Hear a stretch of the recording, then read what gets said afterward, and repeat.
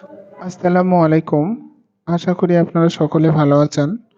প্রিয় ভিউয়ার্স, আমি একটা অণুবীক্ষণ যন্ত্রে বাচ্চাদেরকে দেখানোর চেষ্টা করতেছি, একটা কামরাঙা ফলে কি পরিমাণ ব্যাকটেরিয়া বা জীবাণু থাকে।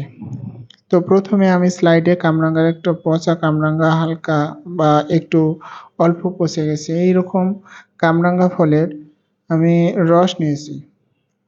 এই স্লাইডে নিয়ে অণুবীক্ষণ যন্ত্রে রেখে আমি ফোকাস নেওয়ার চেষ্টা করছি। তো ফোকাসে দেখতে পাচ্ছেন যে আমি বহুত কষ্ট করে মোবাইল দিয়ে ফোকাসগুলো নিয়েছি। কিছু পোকা নড়তেছে।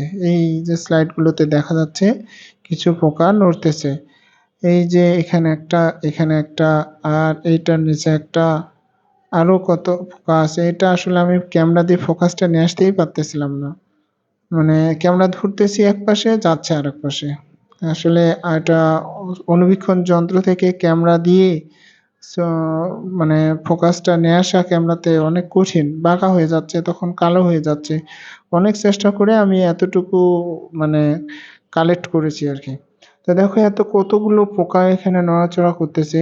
এগুলো যদি আমরা খেয়ে ফেলি, অর্থাৎ এরকম পচা বা অর্ধপচা ফল যদি খেয়ে নেই, পচা অংশটা কেটে যদি বাদ দিয়ে খেয়ে নেই, তাহলে বড় ধরনের ক্ষতি হবে।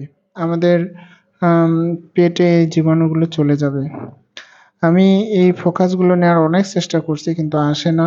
শেষ পর্যন্ত আমি কয়েকটা ভালো ফোকাস নিয়েছি, ওগুলো কেটে আপনাদের দেখাচ্ছি। আর আমার বাচ্চাদের জন্য দোয়া করবেন যেন তারা মানুষের মতো মানুষ হতে পারে। আর আমার প্রতিষ্ঠানের যে বাচ্চাগুলো রয়েছে তাদেরকে শেখানোর আমিও চেষ্টা করি, নতুন কিছু দেখানোর চেষ্টা করি। আর আপনাদের দোয়ায় তারা অবশ্যই মানুষের মতো মানুষ হতে পারবে। আর আমাকে সবাই আমার জন্য দোয়া করবেন। আমরা পরস্পরের জন্য দোয়া করব। নিয়মিত নামাজ কায়েম করব। আর সবার জন্য শুভকামনা। ভালো থাকবেন, সুন্দর থাকবেন, নিজের প্রতি খেয়াল রাখবেন, চারপাশের মানুষজনের প্রতি খেয়াল রাখবেন। আসসালামু আলাইকুম। প্রত্যেকে ধন্যবাদ। ভালো থাকবেন।